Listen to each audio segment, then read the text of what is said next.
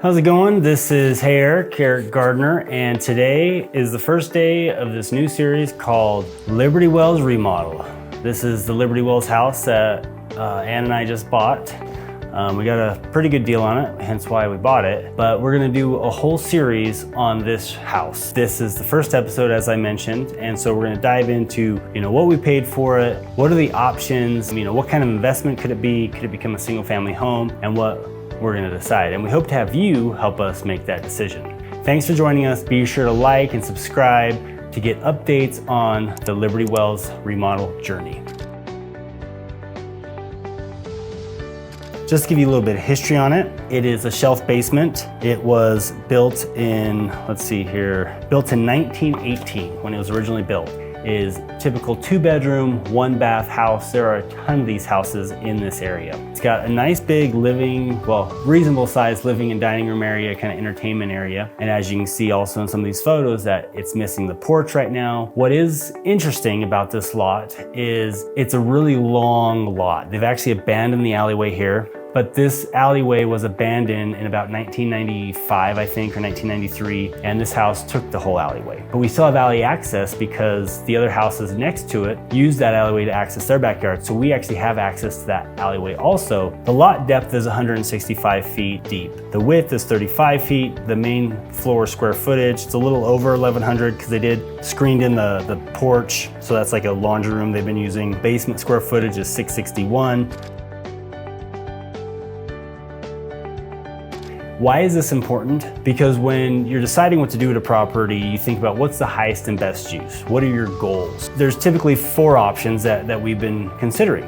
You buy it, you could flip it actually just as is, and maybe a flipper, depending on where you get the price at. You could sell it to a guy who's gonna flip it, and then maybe they're gonna sell it, remodel it, and sell. We could probably do that, but we didn't get it for that good of a deal, so we're not gonna do that immediately. That's more of a wholesale deal, right? The first option is to flip it. It's probably got $100,000 remodel costs, and it has some engineering things that need to be taken care of, which can get expensive. It's got this open area that needs to have an extra beam put in. It's got this truss that needs to be fixed. It's got a crack in the foundation. So all that stuff can definitely add up, but putting it at $100,000 is probably safe. So $287 plus $100,000, that puts it at $387 plus interest on, a HELOC, private money, that's a couple grand every month. So let's $387, let's call it another, 20 grand in interest, because these remodels can take, anywhere between 3 to 6, maybe even 8 months. So in the end, if I flip this house, I'm pretty sure I could make $50,000. I could probably eke out a little bit more if I was quick with the remodel, quick with listing it. If interest rates went in my favor and they got lower, you could probably actually get more than that. But 50,000 would be pretty conservative for the next 6 to 8 months of remodeling this entire house. The BRRRR strategy: buy, rehab, rent out, refinance, repeat. So that was a really popular strategy over the last decade, 15 years. It has become more difficult recently. So obviously we purchased this for a good price of $287, so that could happen. And the BRRRR strategy is good because you can put tenants in it, and then you can cash out, refinance it to try and get your money out, leave the equity that you've built into the property, and you can have, hopefully, a cash flowing rental.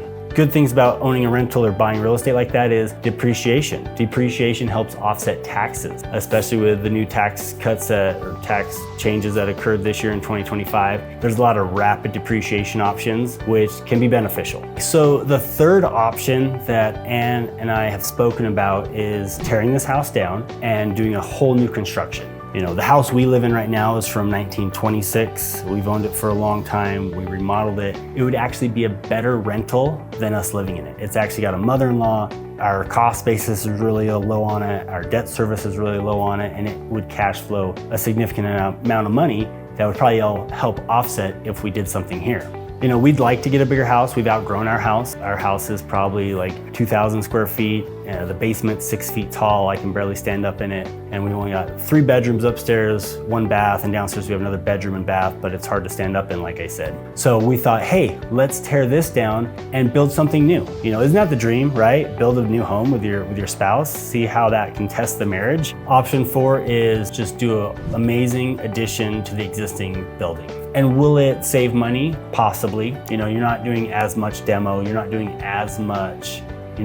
entire new foundation, you're doing a little bit, but there is a big process involved with that. Yeah, you probably could get this all done for another $600,000. When talking about those numbers, okay, $297 or $287 for the lot, $600,000 for the addition remodel, you know, make it, I don't know if it'd get 3,000 square feet, but something close to that, and be all in for about $900,000, that can make a little bit of sense. That can make a lot of sense. So the addition remodel option is kind of the route that I'm interested in. Obviously, with this big of a lot, I also want to build some sort of garage. If I live in it, I need a garage. My wife wants a garage. I want a garage just, you know, because it's good to have one, work on bicycles and such. But also, in Salt Lake City, they need more housing. So I'd be interested in building an accessory dwelling unit or ADU above that garage for us to rent out or to let families stay in. And also, those are potential income for that next buyer who buys the house when we move out.